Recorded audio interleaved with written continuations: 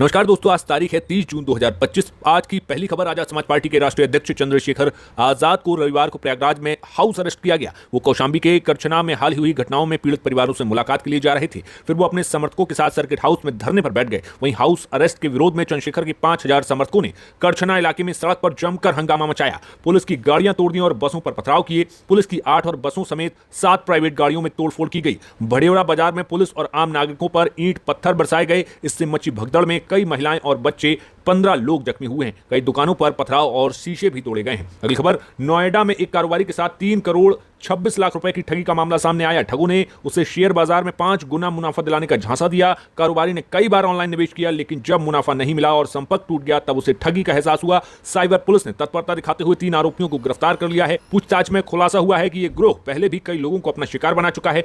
Police अब इनके बाकी साथियों की तलाश में जुट गई है। अगली खबर। मथुरा के चर्चित टीला कांड का मास्टरमाइंड कन्नू अग्रवाल अब पुलिस की गिरफ्त में है। घटना के 14 दिन बीत चुके हैं, लेकिन पुलिस के हाथ खाली। सूत्रों के मुताबिक कन्नू एक भूमाफिया है और विदेश भागने की फिराक में था। पुलिस ने उसके कई ठिकानों पर दबिश दी, लेकिन अब तक कोई सुराग नहीं मिला। स्थानीय लोगों में इस बात को लेकर नाराजगी है कि इतना बड़ा आरोपी खुलेआम घूम रहा है। अगली खबर। बदायूं के प्रसिद्ध देवस्थान परिसर में एक मुस्लिम युवक द्वारा नमाज पढ़ने का वीडियो वायरल हुआ। वीडियो के सामने आते ही हिंदू संगठनों में आक्रोश फैल गया। मामले की गंभीरता को देखते हुए पुलिस ने जांच शुरू कर दी है। मंदिर प्रशासन का कहना है कि यह घटना उनकी जानकारी में नहीं थी और वे मामले की निष्पक्ष जांच चाहते हैं। वहीं पुलिस ने युवक की पहचान कर ली है और उससे पूछताछ की जा रही है। इलाके में एहतियात के तौर पर सुरक्षा बढ़ा दी गई है। अगली खबर। ग्रेटर नोएडा के दादरी इलाके में अतिक्रमण हटाने गई प्राधिकरण की टीम पर भूमाफिया और स्थानीय लोगों ने हमला कर दिया। टीम के साथ पहले अभद्र व्यवहार किया, फिर मारपीट शुरू हो गई। हालात इतने बिगड़ गए कि उन्हें बंधक बनाने की कोशिश की गई।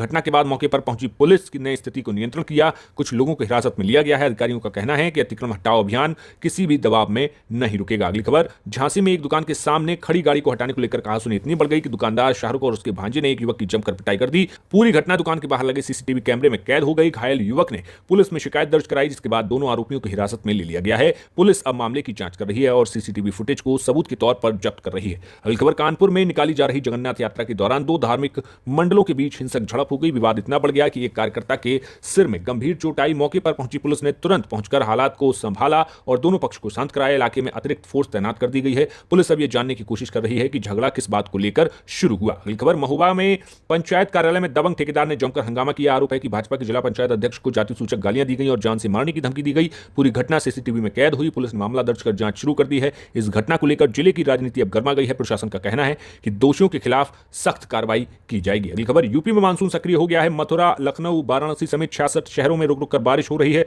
उन्नाव में त्रिपाल तानकर अंतिम संस्कार किया गया, तो वहीं फर्रुखाबाद में इतनी तेज बारिश हुई कि इटावा बरेली हाईवे पर 2 फीट तक पानी भर गया। लोहिया अस्पताल में इमरजेंसी गेट तक पानी पहुंच गया, तो वहीं मथुरा में पुलिस चौकी में घुटनों तक पानी भर गया। बरसाना में राधा रानी मंदिर की सीढ़ियों पर झरना बहने लगा और बिजनौर में बारिश से सड़कें लबालब हो गई।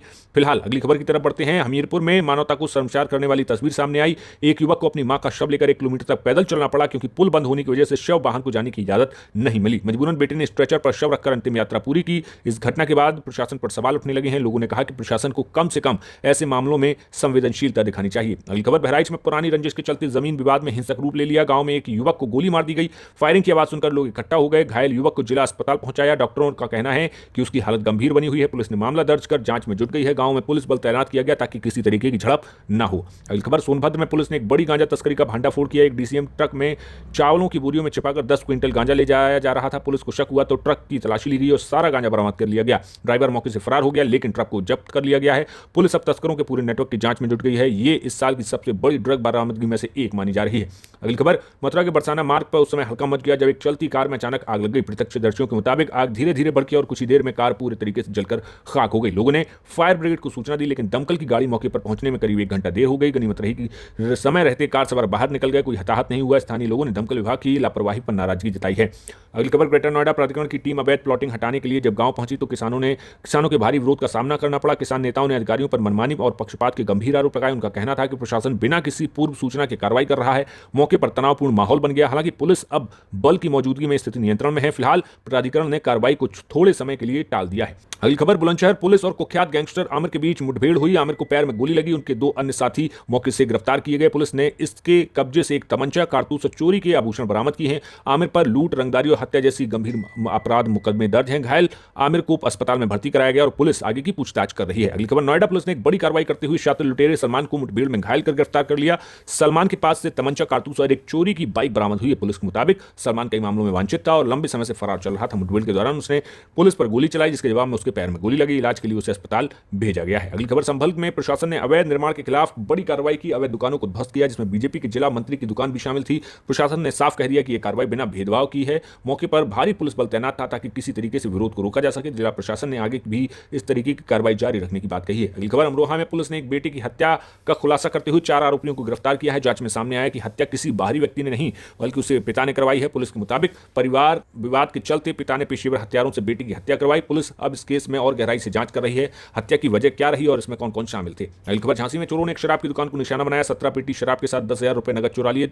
चोरों ने दुकान का ताला तोड़कर वारदात को अंजाम दिया। घटना के समय दुकान बंद थी और पास में कोई चौकीदार नहीं था। पुलिस ने दुकान के आसपास लगे सीसीटीवी कैमरों की फुटेज खंगालनी शुरू कर दी है। स्थानीय व्यापारियों में इस घटना को लेकर भय का माहौल है। अगली खबर, मिर्जापुर में एक दरोगा की दबंगई का वीडियो सामने आया, जहां पर बताया गया कि अवैध कब्जे की जांच के लिए गया था, लेकिन जब एक युवक ने उसका वीडियो बनाना शुरू किया तो दरोगा ने उसके साथ बदसलूकी की। इस घटना के बाद दरोगा के खिलाफ विभागीय जांच शुरू कर दी गई है। स्थानीय लोग इस मामले को लेकर 2 हिस्सों में बढ़ चुके हैं। कुछ लोग दरोगा के समर्थन में हैं तो कुछ उसके व्यवहार की निंदा कर रहे हैं। अगली खबर, ललितपुर में खाद्य विक्रेताओं ने कंपनियों पर ओवर रेट पर सामान बेचने का आरोप लगाया। उनका कहना है कि डीएपी की बोरी कंपनी से 1350 रुपए में मिलनी चाहिए, वहीं उन्हें 1700 रुपए में दी जा रही है। इससे न सिर्फ व्यापारियों का नुकसान हो रहा है बल्कि किसानों पर भी अतिरिक्त बोझ पड़ रहा है। व्यापारी संगठनों ने इस मामले को लेकर सरकार से दखल देने की मांग की है और चेतावनी दी है कि जल्द कार्रवाई नहीं हुई तो वे आंदोलन करेंगे। अगली खबर, महोबा में खाद, बीज और कीटनाशक विक्रेताओं ने विभागीय कार्रवाई के विरोध में प्रदर्शन किया। एग्रो इनपुट डीलर्स एसोसिएशन के बैनर तले व्यापारियों ने मुख्यमंत्री को ज्ञापन सौंपा। उनका कहना है कि विभाग बिना उचित जांच की लाइसेंस रद्द कर रहा है और अनावश्यक दबाव बना रहा है। व्यापारियों में इस कार्रवाई को लेकर भारी आक्रोश है। प्रदर्शनकारियों ने चेतावनी दी कि अगर जल्द कोई समाधान नहीं निकाला गया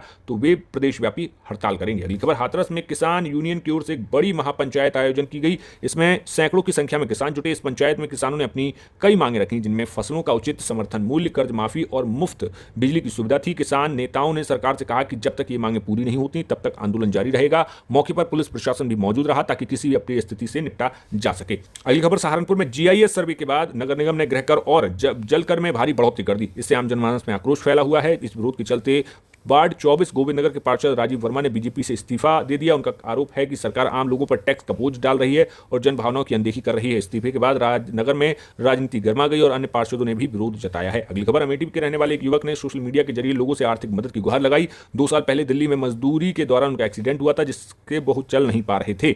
उनकी आर्थिक स्थिति कमजोर हो चुकी थी, इलाज के लिए पैसे नहीं थे। युवक ने वीडियो जारी कर कहा और मदद नहीं मिली तो उनका जीवन मुश्किल में पड़ सकता है। इस भावुक अपील के बाद कई लोग उनकी मदद के लिए आगे आए हैं। अगली खबर, एटा जिले के जलेसर कस्बे में आयोजित शनि जात पर श्रद्धालुओं का जबरदस्त जनसैलाब उमड़ पड़ा। देश के अलग अलग प्रांतों और दूरदराज जिलों से भारी संख्या में यहां लोग पहुंचे। पूरे कस्बे में मेले जैसा माहौल था और श्रद्धालुओं ने शनिदेव की पूजा अर्चना की। पुलिस प्रशासन ने भीड़ को नियंत्रित कर रखने के लिए पुख्ता इंतजाम किए और चप्पे चप्पे पर पुलिस तैनात दिखी। अगली खबर, महोबा के एक इलाके में मामूली कहासुनी ने हिंसक रूप ले लिया। चौकी के पास ही 2 पक्षों में जमकर मारपीट हुई। पूरी घटना पास में मौजूद लोगों ने कैमरे पर कैद कर ली और वीडियो सोशल मीडिया पर वायरल कर दिया। झगड़े की वजह से कुछ देर के लिए सड़क पर जाम लग गया। अगली खबर, सीतापुर में बिजली केबल को लेकर राजनीतिक तनाव की स्थिति पैदा हो गई है। बताया जा रहा है कि एसपी और बीजेपी नेताओं के समर्थकों में जमकर कहासुनी हुई। आरोप है कि बीजेपी विधायक शंकर त्रिवेदी ने निजी लाभ के लिए केबल उतरवाने के निर्देश दिए थे। इससे मामले में राजनीतिक रंग ले लिया और प्रशासन ने बीच बचाव करना पड़ा। पुलिस ने स्थिति अब काबू में कर ली, लेकिन मामले की जांच जारी है। अगली खबर, नोएडा पुलिस ने एक बड़ी लूट की वारदात को महज कुछ घंटों में सुलझा दिया। एक व्यापारी से लाखों रुपए लूटने वाले 4 युवकों को पुलिस ने गिरफ्तार कर लिया है। जांच में पता चला है कि सभी आरोपी पहले से आपराधिक गतिविधि में लिप्त थे। उनके पास से लूटी गई रकम का बड़ा हिस्सा भी बरामद कर लिया गया है। पुलिस अब इनसे पूछताछ करने में जुटी हुई है। इनके पीछे का कोई गिरोह तो नहीं है। लखनऊ में दानवीर भामाशाह की जयंती पर भव्य कार्यक्रम का आयोजन हुआ। इस मौके पर मुख्यमंत्री योगी आदित्यनाथ ने व्यापारियों को सम्मानित किया और कहा कि ईमानदारी से कमाया धन समाज की ताकत होती है, जबकि गलत तरीके से कमाया धन अंततः नाश का कारण बनता है। सीएम ने अपने संबोधन में कहा कि आपने माफिया का नाश होते देखा है, अब ईमानदार व्यापारियों का सम्मान करने का वक्त है। अगली खबर, लखनऊ में प्रेस कॉन्फ्रेंस के दौरान बीएसपी अध्यक्ष मायावती ने बीजेपी और कांग्रेस दोनों पर तीखा हमला किया। उन्होंने आरोप लगाया कि इन दोनों पार्टियों ने संविधान का सही तरीके से पालन नहीं किया और उसमें गैर जरूरी संशोधन किए। मायावती ने कहा कि दलितों और पिछड़ों के हक का बार बार कुठाराघात हुआ है। उन्होंने केंद्र और राज्य सरकार से मांग की कि दलित हितों की अनदेखी तुरंत बंद कर दी जाए। अगली खबर, फिरोजाबाद में एक भीषण सड़क हादसा, 3 लोगों की मौत हो गई और 2 अन्य गंभीर रूप से घायल हो गए। हादसा उस वक्त हुआ जब एक तेज रफ्तार बस सामने आ रहे ट्रक से जा टकराई। टक्कर इतनी जबरदस्त थी कि बस का अगला हिस्सा पूरी तरीके से क्षतिग्रस्त हो गया। घायलों को तुरंत अस्पताल में भर्ती कराया गया। पुलिस ने शवों को कब्जे में लेकर पोस्टमार्टम के लिए भेज दिया है और मामले की जांच शुरू कर दी। अगली खबर, मेरठ में दुकान को लेकर चल रहे विवाद ने उस वक्त रूप ले लिया जब पंचायत के दौरान अचानक फायरिंग हो गई। व्यापारियों के बीच पहले कहासुनी हुई, फिर गोली चल गई। हालांकि गनीमत रही कि कोई घायल नहीं हुआ। फायरिंग की आवाज से मौके पर भगदड़ मच गई। पुलिस ने त्वरित कार्रवाई करते हुए 2 लोगों को हिरासत में लिया है। अगली खबर, मथुरा के प्रसिद्ध बांके बिहारी मंदिर में दिल्ली की मुख्यमंत्री रेखा गुप्ता ने दर्शन और पूजन किए। मंदिर प्रशासन की ओर से उन्हें प्रसादी और दुपट्टा भेंट किया गया। दौरे के दौरान मुख्यमंत्री ने देश और प्रदेश की उन्नति के लिए प्रार्थना की। उनके आगमन पर स्थानीय प्रशासन ने सुरक्षा के पुख्ता इंतजाम किया और दर्शन का कार्यक्रम शांतिपूर्वक संपन्न कराया। अगली खबर, मायावती ने ट्वीट करते हुए बड़ा बयान दिया। उन्होंने कहा कि अलीगढ़ के राजा महेंद्र प्रताप सिंह विश्वविद्यालय में छात्रवृत्ति घोटाले को लेकर बीएसपी अध्यक्ष मायावती ने पोस्ट करते हुए कहा कि करीब 3500 दलित छात्र छात्राओं की छात्रवृत्ति अटक गई है और उनका भविष्य अधर में लटक गया है। मायावती ने समाज कल्याण विभाग की लापरवाही पर नाराजगी जताते हुए कहा कि बच्चों की पढ़ाई से खिलवाड़ अब बर्दाश्त नहीं होगा। उन्होंने योगी सरकार को तत्काल समाधान की मांग की है। तो ये थी उत्तर प्रदेश की कुछ खास खबरें। आप हमें कमेंट बॉक्स करके बताएं कि आप कहां से ये खबर देख रहे हैं। नमस्कार।